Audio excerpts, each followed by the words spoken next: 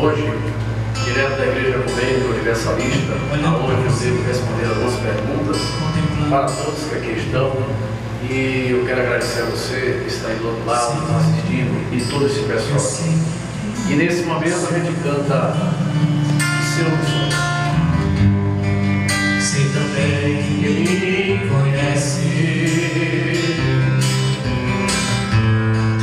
se me acendo, me levanto,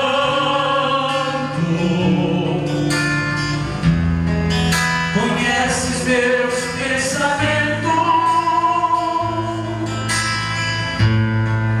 quer tentar, quer tratando, Sabe todos os teus passos, sabe todos os meus passos, até que há de me falar, seguir o que me conhece, Senhor, eu sei que tu me sondas, Senhor,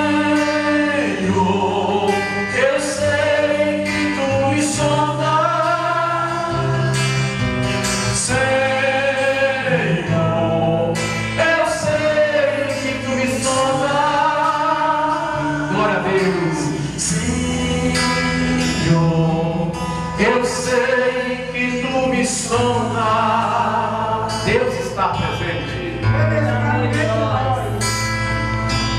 Deus, tu me cercaste em volta, tua mão em mim repousa,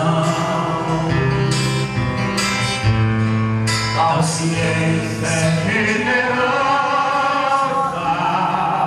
Não alcanço de tão alto, não alcanço de tão alta, eu subo até o céu. se eu subo até os céus, sei que aí também te encontro, se no abismo está minha alma, sei que aí também me ama,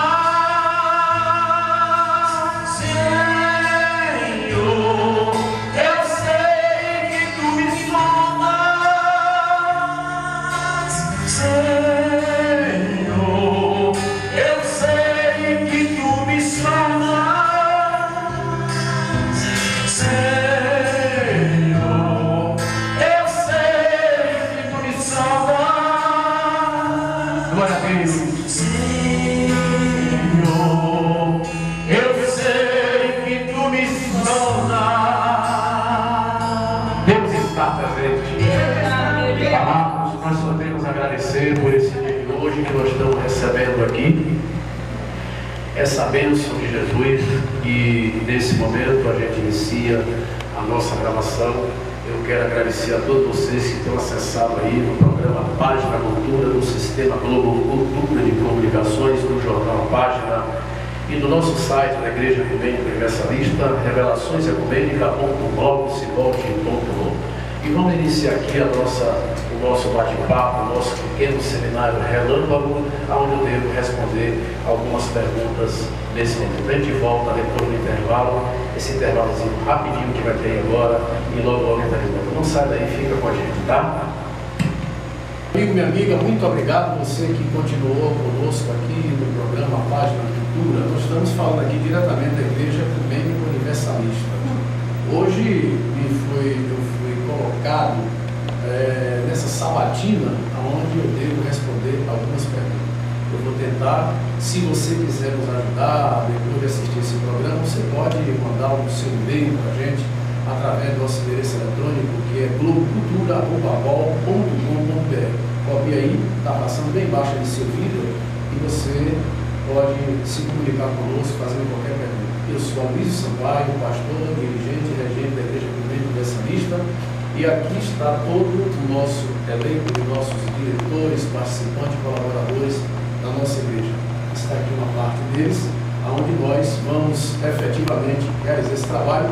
Começando pela nossa irmã Tânia. Me perdoe se eu não puder responder alguma pergunta, porque eu não sei, sou suspeito para lhes dizer que eu não sei efetivamente quais são as perguntas. Eu fui recebido de surpresa aqui hoje, nesse momento. Pois não? Deus está presente e vamos à Ele pergunta. está entre nós. Pois não. Pastor, considerando que o Senhor já fez parte do movimento espírita da Bahia, o senhor poderia me dizer qual é a diferença entre espiritismo e ecumenismo? Tânia, eu devo dizer que não há diferença entre espiritismo e ecumenismo, não há diferença entre espiritismo e ecumenismo, eu já falei, catolicismo e ecumenismo, protestantismo, islamismo, presbiterianismo. Se assim eu classificasse, eu estaria descartando a bandeira maior do ecumenismo, que é a busca da unidade entre todas as religiões. O espiritismo, sobretudo, é uma doutrina de valor que surgiu lá pelo século XVIII, através de um processo muito conturbado lá na França, e que tem deixado grandes valores morais e espirituais para a humanidade. E eu lhe digo, Tânia, que não há nenhuma diferença. O espiritismo é o resultado da pluralidade das religiões, sobretudo no planeta Terra. Obrigada. Pegando aquela matéria da irmã Tânia, sabemos que o senhor fundou o Centro Espírita e foi seguidor de outras religiões. Se houvesse algum motivo, o senhor voltaria a ser espírita? Olha, Rosanilda, eu gostaria de repetir, se não entendi bem a pergunta. Por favor, repita aí mais alto. O senhor fundou o Centro Espírita, Com certeza. foi seguidor de outras religiões. Com certeza. Se houvesse um motivo, o senhor voltaria a ser espírita? Olha, veja bem, a minha passagem pelo espiritismo foi uma escola fundamental da minha vida. Sobretudo o catolicismo, eu tive também, eu devo dizer e esclarecer para vocês, eu passei pelo feiticismo, eu passei por todos os diversos segmentos religiosos, e o espiritismo tivera sido na minha vida a bandeira condutora, a roda motriz de toda a minha conduta religiosa e de convicção. Haveria motivo para que eu retornasse ao espiritismo? Eu digo a você que não haverá motivo, porque eu já estou dentro do espiritismo, eu sou ecumênico. E por eu ser ecumênico, eu abraço com muito coração e muito amor a doutrina espírita kardecista, como abraço o presbiterianismo, eu abraço o batista, eu abraço as convicções religiosas de todos os credos e religiões. Então, não há motivo, porque o motivo já existe, é o ecumenismo. Eu sou espírita, eu sou católico, eu sou batista, eu sou islamista, eu sou budista, eu sou tudo aquilo que diz respeito à divindade, tudo aquilo que diz respeito a Deus. Considerando algumas perguntas já feitas sobre Ibiritismo e sobre Cristo, o senhor é considerado um bom médium. Aqui é uma pergunta internal, um bom médium. Muito Deus, né? Considerado um bom médium. Agora, o senhor é, longe disso, o teólogo. Eu não entendi bem a pergunta. Considerado que o senhor, considerado algumas perguntas já feitas sobre o espiritismo, Sim. gostaria de saber, visto que o senhor é considerado um bom médium, Sim. agora, qual o senhor é ecumênico e teólogo e ainda é médium? O senhor ainda é Se eu ainda sou médium, olha, a mediunidade, ela é uma faculdade inerente de qualquer convicção religiosa. É uma faculdade que não está atrelada a essa convicção, aquele credo. A mediunidade é um mérito de Deus para aqueles que a possuem no estado de prova iminente aqui no planeta Terra. Eu não deixei de ser médico, como não deixei de ter cérebro, como não deixei de ter coração, como não deixei de ter braço, perna, olho, cabeça, tronco e membro.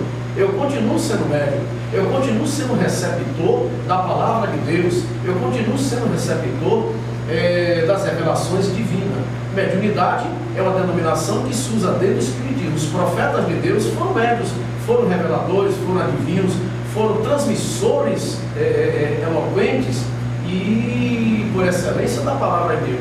Médium é uma denominação espírita. Então, eu continuo sendo médium, continuo sendo um intérprete do Senhor Jesus, em todos os tempos, assim dizendo. João Carvalho. Pastor, segundo cientistas, em 15 de fevereiro de 2013, pode haver colisão de um grande asteroide. O que o senhor acha disso? A sua pergunta, ela nos convida a uma reflexão. Eu gostaria de pegar a palavra, por favor. Vamos abrir aí, quem tiver a Bíblia, no livro de Marcos 13. Né? Eu quero que vocês abram aí no livro de Marcos, onde está respaldado justamente essa questão. Né? Meus amados irmãos, me acompanhem. Quem estiver aí do lado do outro mundo, você que está em seu computador, no seu notebook, no trabalho, na rua, nesse dia de semana, ou de feriado, sábado ou domingo, onde quer que você esteja, qualquer parte do mundo, abra a sua palavra e vamos ver aqui o sermão profético, o princípio das dores. Presta bem atenção. Eu queria que a irmã repetisse a pergunta, por favor. Por gentileza. Segundo cientistas, em 15 de fevereiro de 2013, pode haver colisão com a Terra. Pode haver colisão com a Terra. Um grande asteroide. Deverá colidir com a Terra, seria isso? Segundo cientistas, em 15 de fevereiro de 2013, pode haver colisão de um grande asteroide com a Terra. O que o pastor acha disso?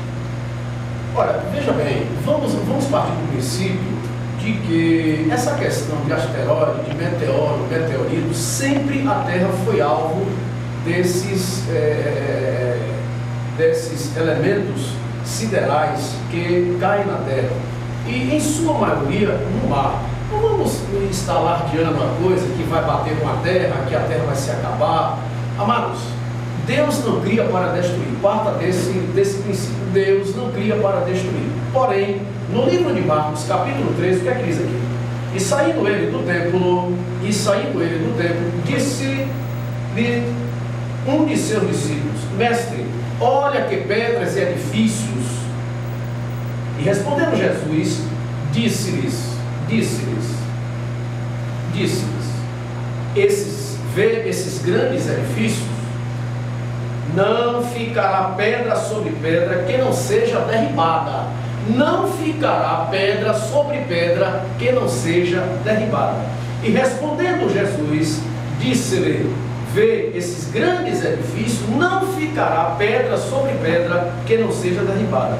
E assentando-se ele no Monte das Oliveiras, defronte ao templo, Pedro, Tiago, João e André lhe perguntaram: Mestre, e quando serão essas coisas? Os discípulos de Jesus perguntam isso, entendeu, minha querida? Dize-nos quando serão essas coisas e que sinal haverá dessas coisas. Jesus, na sua sabiência divina, respondeu a seus discípulos: olhai que ninguém vos engane. Nós estamos na época da enganação, falsos cristos e falsos profetas, não é verdade? Porque muitos virão em meu nome, dizendo eu sou Cristo, enganarão a muitos.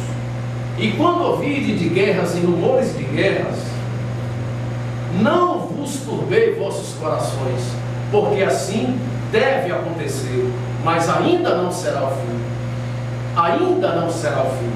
Porque se levantará nação contra nação e povo contra povo, nação contra nação e povo contra povo. Olha o que ele diz aqui.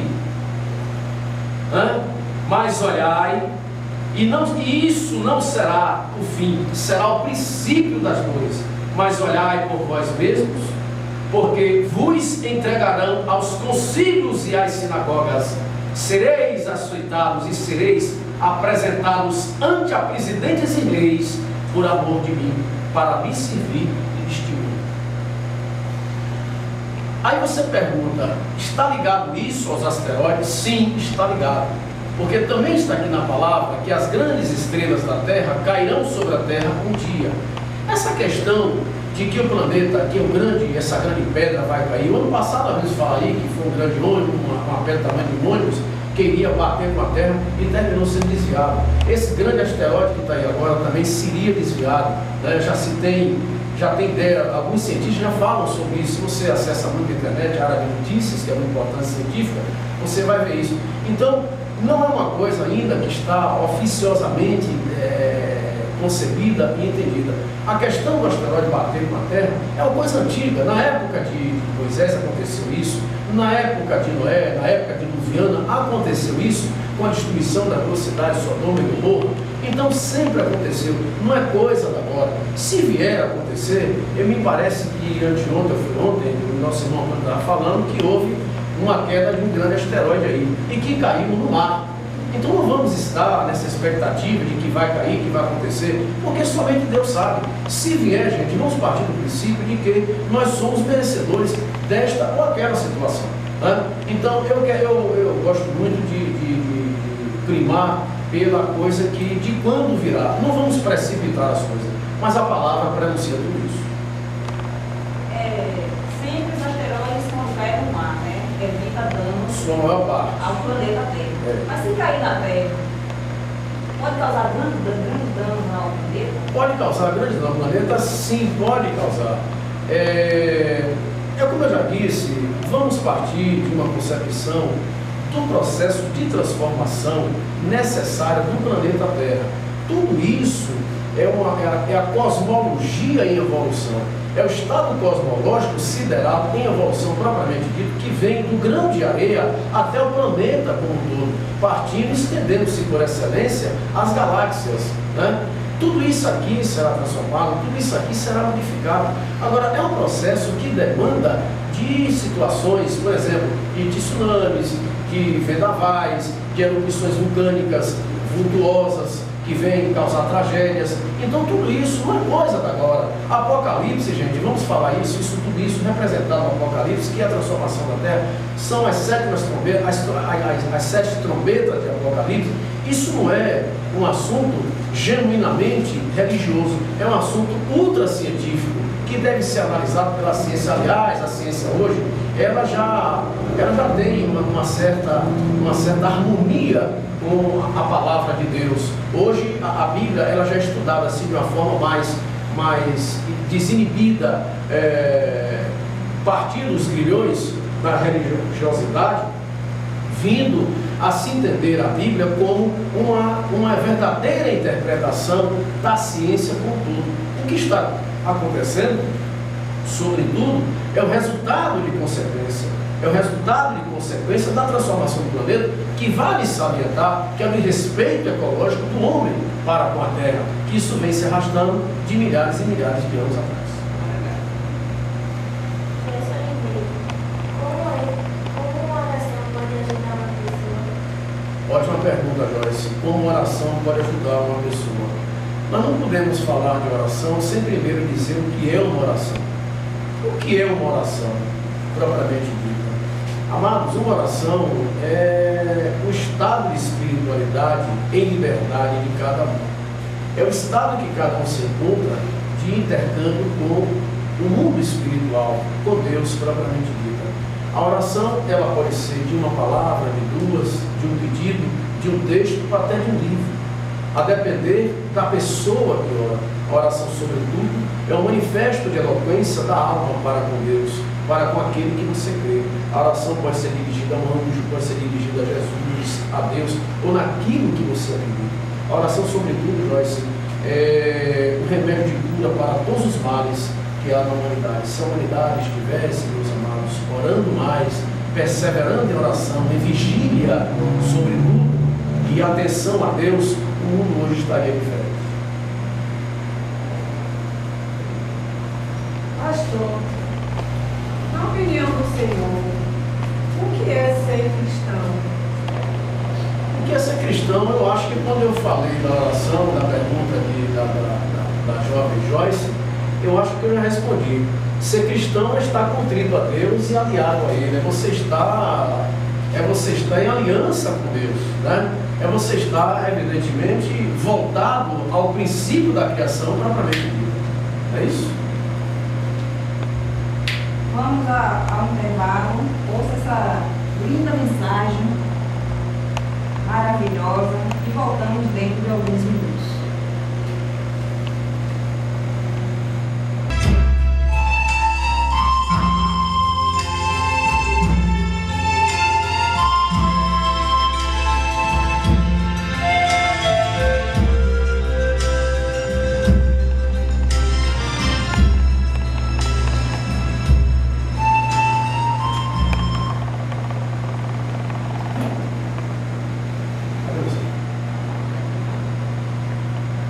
Estamos de volta aqui direto da Igreja Ecumênica Universalista, com o nosso programa. E dando continuidade às nossas perguntas para o nosso irmão, pastor Luiz Sampaio. Pastor, segundo a Bíblia, no livro de Revelações, Apocalipse, no capítulo 13, versículos 17 e 18, diz: para que ninguém possa comprar ou vender, senão aquele que tiver o sinal ou o nome da besta ou o número do seu nome, aqui há sabedoria. Aquele que tem entendimento, calcule o número da besta, porque é o número de um homem, e o seu nome é 666. Nós estamos aí no Senhor, foi o capítulo 13, versículos 17 e 18 de 17 e 18 de Apocalipse. Para que ninguém possa comprar ou vender, senão aquele que tiver o sinal ou o nome da besta. Atenção, esse número 666, ele causou, eu diria assim, até temor a algumas pessoas no mundo inteiro. Hoje o número 666, ele é muito discutido. Tem pessoas até que usam de superstição, se você for comprar uma coisa e tiver lá no final, o número 666, ele já não quer. É um cartão com o número, ele até devolve, né, e coisas desse tipo.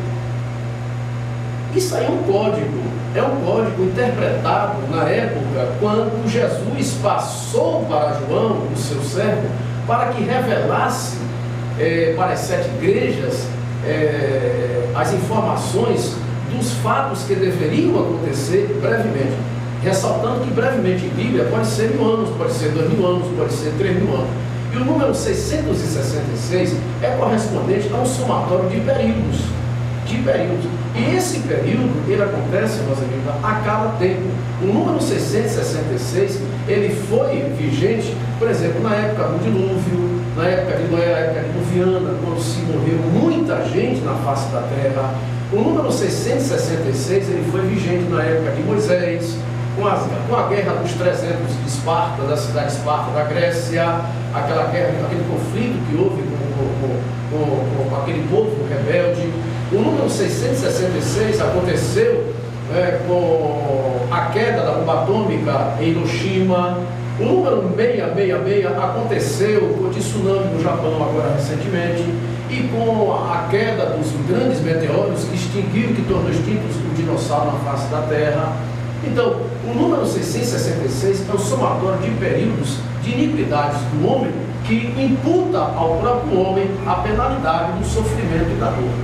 Então, esse é o número 666. Mas quando ele se refere, ninguém vai comprar ou vender, senão aquele que tiver o sinal da besta no dedo nas mãos, ele se refere, amados, a um computador. Vamos partir por aí, hipoteticamente falando, a um computador. O que seria os dedos? O comando de tudo. O que seria o sinal na testa e nas mãos? Seria, digamos assim, vamos dizer, um chip. Então, seria coisa do diabo? Seria coisa de Satanás? Não vamos tomar coisa assim também ao pé da letra, que tudo que está acontecendo é contraditório à palavra de Deus. Existem também muitas más interpretações. Eu não vou dizer que o chip é coisa do diabo, que o código de barra é coisa do diabo. Não vamos partir por aí. Não vamos partir por aí. Tudo é cabível à análise e demanda também do processo de evolução da Terra. Então seria Deus o contraventor da sua própria criação. Porque Ele é que permite que tudo aconteça, Ele é que permite que tudo venha até nós. Então, o número 666, se estão aí tomando, eu não estou dizendo, se estão tomando, que seja o código de barra, que seja o chip, que seja o anticristo, que seja isso ou aquilo, cabe alguém explicar. O ecumenismo entende que tudo isso deve ser respeitado e cabível a análises, e não a repúdio deste ou aquele que se acha que seja do diabo, que seja do Satanás ou que seja de Deus. Eu, pelo menos, eu vejo por aí, por essa ótica, essa questão. Esse número também se refere a um homem. Na sua opinião, que homem seria esse? Como eu acabei de falar nesse instante, não podemos dizer que esse número é o número de João porque prega isso, de Pedro porque prega aquilo. Não podemos dizer. Você se refere aí diretamente ao anticristo, seria isso? Seria o anticristo. O anticristo sempre existiu, amados. Eu não sou polêmico, não, eu sou direto, explícito nas minhas colocações. O anticristo sempre existiu. Por exemplo, Herodes foi um anticristo. Pôncio Pilatos foi um anticristo. Domiciano foi um anticristo. Se você fizer uma análise, Judas Iscariote foi um anticristo. Todo aquele que professa a contrariedade ao princípio da divindade, ele é um anticristo. Não é a besta-fera que vai definir que é este ou aquele. Não há um anticristo específico. Existem diversos, milhares e milhares. E anticristo é todo aquele, por exemplo, é uma pessoa comum da vida que está aí fora, que está pregando o contrário da palavra de Deus. Esse que é o anticristo. E, portanto, então não temos assim o nome de dizer, o anticristo é José, João, Pedro, Maria ou Arcanjo. Gostaria que o senhor dissesse, entendeu? Que se fala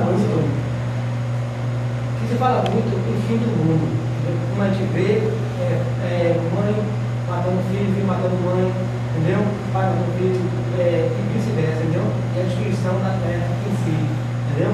O sistema da terra, como exemplo, um grande exemplo desse é o globo que está sendo atingido por raios solares.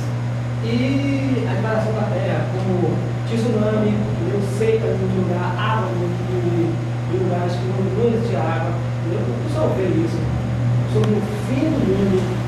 Eu quero dizer a gente: se o mundo vai acabar ou não? Vai acabar.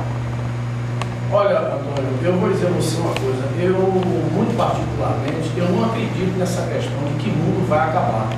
Eu falei na minha oratória anterior que Deus não cria para destruir, né? O mundo já se acabou enumeradas e diversas vezes. Se você bem observar, a civilização primática que teve no planeta Terra lá por 5 milhões de anos atrás, ela foi extinta. O homem, segundo alguns cientistas, que tentaram provar em tese, isso como evoluiu do macaco, né? De forma que a gente não pode estar dizendo que o mundo vai se acabar, que o mundo vai se acabar de água, que o mundo vai se acabar de fogo. A destruição, o que é mundo? O que é que nós devemos entender por mundo hoje? Mundo é um período, né? Eu falei nesse instante a época diluviana. O mundo se acabou na época diluviana, com a chegada do dilúvio que o profeta Noé recebeu de Jesus. Eu volto àquela pergunta de perguntar se eu sou médium, se eu ainda sou médium, né? Médium é a denominação qualificativa daqueles que se intercambiam com o mundo espiritual. Não era o médium, Moisés era o médium. É quem recebeu a informação por excelência do Criador para criar uma embarcação de tamanho gigantesco para salvar aqueles que nele criam, que acreditavam no que ele estava dizendo. Então o mundo se acabou naquela época. O mundo se acabou com a queda dos grandes meteoros, quando tornou extinto os dinossauros. A criação divina é tão sábia que ele, o que é que ele fez? Não podia haver harmonia entre esses dois tipos de animais, o animal feroz com o animal racional. Então tinha que naquela época acontecer aquela chuva de meteoros, que é o que você se refere agora, a tempestade solar que está acontecendo, que vai acontecer, que eu vou falar aqui se surgir alguma oportunidade, essa tempestade solar que está acontecendo. E a teologia se ocupa especificamente nesse estudo da criação, da evolução e a destruição. O mundo vai se acabar? Vai se acabar e já está se acabando. Só que é um processo de transformação em que nós subentendemos como destruição do mundo. Tudo isso será banido. Internet, televisão, essa tecnologia, nós estamos, amados. Eu escrevi um artigo agora recentemente para o Jornal A Página, que deve ser publicado agora nessa edição agora de abril, onde eu falo, nós estamos no presente, nós estamos no passado e o futuro é o presente. Existe uma correlação, um intercâmbio de período com período. Hoje você está no futuro. É uma evidência da evolução, da lei da relatividade, que é a união de todos os tempos, eu diria assim. Nós estamos no passado, um passado que estamos vivendo, que será contado daqui a 50, 100, 200, 1000 anos. Então o mundo vai se acabar daqui a 200 anos. O mundo vai se acabar amanhã de manhã. Então haverá um processo. O livro de Apocalipse, em palavras religiosas e sagradas, fala dessa destruição. A destruição, a nova Jerusalém e o novo mundo. Haverá um novo céu e uma nova terra. O que é um novo céu e uma nova terra? Capítulo 22, vocês podem ver aí, que está no Apocalipse. Haverá um novo céu e uma nova terra. É a transformação do planeta, é a criação de uma nova era, aonde o povo será mais civilizado, o homem será mais educado, não precisará de polícia ou de justiça para se manter a ordem e o respeito no planeta Terra. Isso chama-se fim de mundo. Foi isso que João e os profetas queriam dizer e não entenderam. As guerras, os conflitos, foi o fim de mundo. Aquele período tirano, aquele período do eu quero e posso, acabou. Nós viemos, gente, dos sacrifícios das pessoas serem queimadas porque adoravam algum credo. Não quero entrar nesse mérito aqui agora. Nós viemos da guilhotina, nós viemos do tempo do duelo, de decidir uma dúvida na bala. Aliás, vale salientar que hoje decide ainda, mas de uma forma mais liberal, né? Antigamente ainda tinha aquela respeitabilidade. Dois homens que estavam se conflitando iam para uma fazenda, um lugar assim, e iria para um duelo. Não é isso? Na verdade, isso nos anos do século XVI, XVII, isso foi muito comum. Então isso foi banido da terra, em virtude de um processo de educação, de civilização humana, de conscientização da moralidade, do direito que começa a ser conhecido a partir de alguns séculos atrás para cá, né? E o homem está sempre num processo de aprimoramento. Mas esse processo não se dá se não houver aquela coisa chamada fim de mundo. Tem que haver as grandes catástrofes, as grandes destruições, para que se haja os grandes ajustes no mundo propriamente dito, o que se deve interpretar como fim de mundo. Joana Carvalho. Pastor, há um número alarmante de jovens fazendo aborto. Isto seria por falta de cuidado, seria por desobediência aos pais, ou seria falta de consciência consigo mesmo, porque muitas crianças estão vindo ao mundo por falta de precauções. Outras fazem o aborto até escondido dos pais. São crianças de 12 anos, na faixa etária até 20, na sociedade está vindo isso direto. Então isso será falta de cuidado deles ou falta de conscientização dos pais. Os pais não conscientizam a criança desde o começo da sua adolescência, não explica o que é uma gravidez, não explica o que é abuso de estupro quando acontece, o aborto é forçado. Então, como é que o pastor vê isso aí, a visão religiosa? Amada, veja bem, eu gostaria de salientar essa pergunta que a nossa irmã Joana acaba de fazer, uma pergunta bastante delicada, uma pergunta bastante séria, no que concerne a questão amor. Eu, muito particularmente, eu lhes digo que eu sempre fui contra a consumação da vida, seja em que estágio ou que situação for. A partir da hora que existe uma fecundação, a vida fetal, obviamente dito, como se referiu aí agora, e alguém chega lá sem nenhum critério, sem nenhuma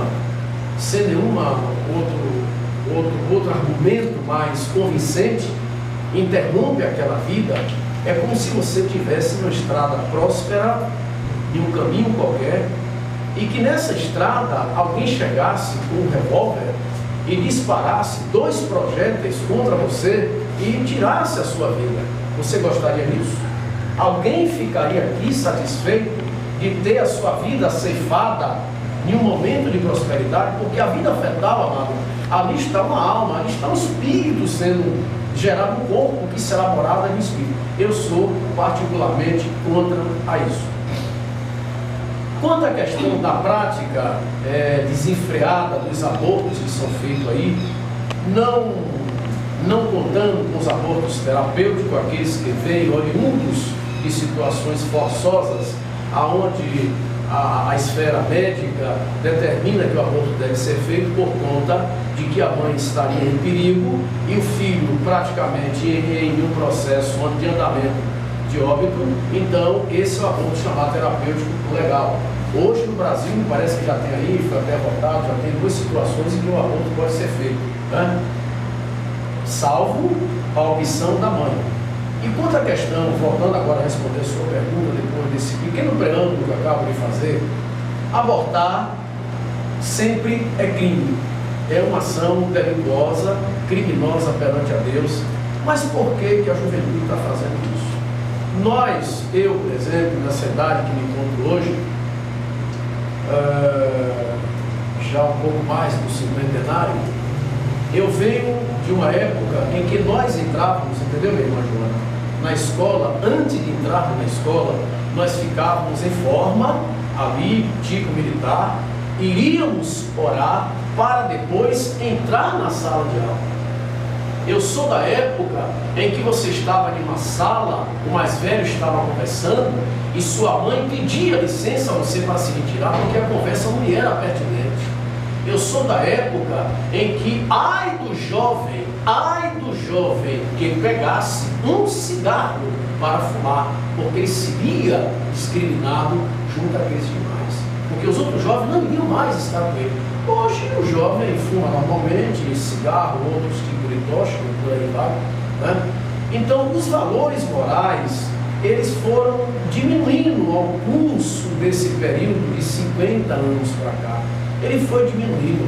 A família não conversa mais, a família não bate papo, a família não dialoga.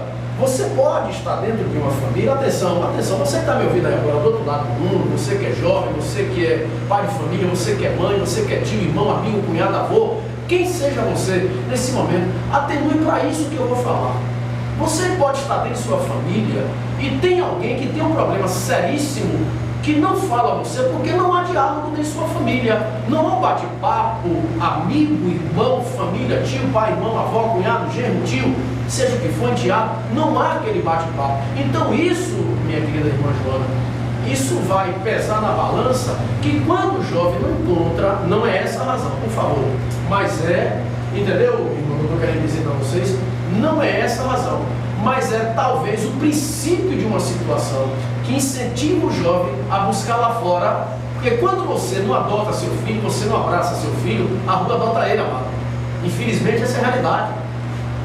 E faltar na família hoje, a oração, falta a religiosidade e sobretudo a educação espiritual. O que vem disso?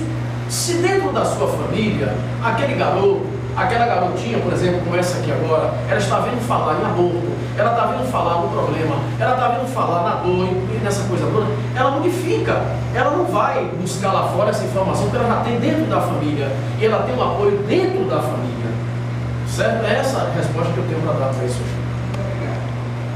Como o senhor pode explicar o que foi o Big Bang? Como eu posso explicar o que foi o Big Bang? O Big Bang, muito bem. O Big Bang foi, na realidade, eu considero o Big Bang como a explosão cósmica da grande sabedoria divina. E eu quero salientar que o Big Bang foi assim um fenômeno necessário, tal como é necessário a erupção vulcânica, tal como é necessário a queda dos meteoros, que muito falamos aqui, tal como é necessário tudo aquilo que nós assistimos de tsunami, as enchentes, tudo isso é necessário. E Joyce, falando de Big Bang, eu quero dizer para você que tudo estava e estava criado no Big Bang. Seria uma poeira cósmica formada durante milhões e milhões e milhões de anos, em que um dia a criação, o poder divino, que ele na verdade já era esse poder, então ele faz com que aquilo estoure e no processo galáctico, cosmológico da situação, vai se formar entre as poeiras cósmicas, forma-se então os planetas, que esses planetas em verdade vai dar origem a essa situação que são o planeta Terra, que é Mercúrio, Plutão e sobretudo a grande a grande lâmpada que ilumina esse planeta, que é o Sol, que está aí para todos nós. Por exemplo, essa caneta que eu estou aqui na mão, ela estava no Big Bang. Esse livro que eu tenho aqui já estava no Big Bang. Você que fez essa pergunta agora, por favor, atendeu para isso que eu estou falando. Você já estava no Big Bang. Ah, pastor, então você está dizendo que eu já fui criada antes de eu ser nascida? É lógico que você já foi criada, porque você é o resultado da sabedoria de Deus. Tudo isso aqui é sabedoria de Deus. Não há nada neste mundo que não foi criado por Ele. Então, assim sendo, nós somos a continuidade da criação, porque nós criamos o que Ele criou. Nós somos a repetitividade da criação divina. Essa caneta, essa cadeira, essa televisão, essa câmera que está aí agora me filmando, me jogando para o mundo inteiro, já estava no Big Bang. Só que isso vem escalonado Deus é tão organizado, Ele é tão organizado, que Ele vem colocando as coisas de uma forma assim, a cada tempo, a cada período. Deus não precipita as coisas, Ele só dá as coisas na época certa. Lembro eu que nós viemos do telégrafo e do telex. Hoje, você tinha uma carta para mandar, por exemplo, para daqui para uma cidade de 150 quilômetros, ela levava 15 dias para chegar. Hoje você chega na frente de um computador e um teclado, ela leva 3 segundos para chegar até lá. Uma carta de um livro, de o que você quer mandar para as pessoas. Você manda até cartão eletrônico. Então veja como as coisas. Já pensou se Deus colocasse a internet no tempo de Moisés? Imaginemos nós se Deus colocasse a internet no tempo de Herodes. O que seria o mundo? A precipitação da criação. Então o Big Bang tinha tudo organizado. Então Deus só manda as coisas na época certa, como vai mandar o Apocalipse 22 ser cumprido, que é o novo céu e a nova terra, que nós vamos estar aqui de volta para falar sobre isso. Pastor, o que representa o Apocalipse para a atualidade? E em que o seu estudo pode auxiliar? Vamos ao intervalo. Ouça essa linda mensagem e voltamos dentro de alguns minutos. Alana, vou responder essa pergunta, voltando aqui ao nosso programa, a Página da Cultura. Eu vou responder para a nossa irmã Tânia. A importância do Apocalipse e em que é que o estudo de Apocalipse auxilia. Tânia, veja bem, o estudo de Apocalipse ele é importante porque Apocalipse, em verdade, é a condensação, é o resumo de toda a Bíblia. E vale ressaltar que a Bíblia como um todo é um Apocalipse revelado. Se você for em Ezequiel, no livro de Isaías, de Deuteronômio até no Pentateuco, lá de Moisés, em Levítico, Samuel, Daniel, Abacuque, Malaquias, todos eles você vai ver, até mesmo nos discípulos de Jesus, aqueles que escreveram os evangelhos, tudo aquilo ali é Apocalipse. O que é Apocalipse? Que também é conhecido como livro de revelações, né? E o seu estudo é importante, auxilia, porque serve de advertência para o homem, serve de advertência para todos nós, não é verdade? Aonde nós vamos falar sobre isso e frear mais a humanidade. E encerrando, eu quero agradecer a todos vocês que estiveram aqui conosco nessa manhã de hoje, nessa manhã aqui na Igreja Ecumênica Universalista. E eu agradeço a todos, gente, vocês que estão aqui com a gente. E nós vamos agora levantar para cantar o nosso encerramento, a gente falou muito aqui de Deus, e nós vamos nesse instante falar sobre o poder de Deus, certo?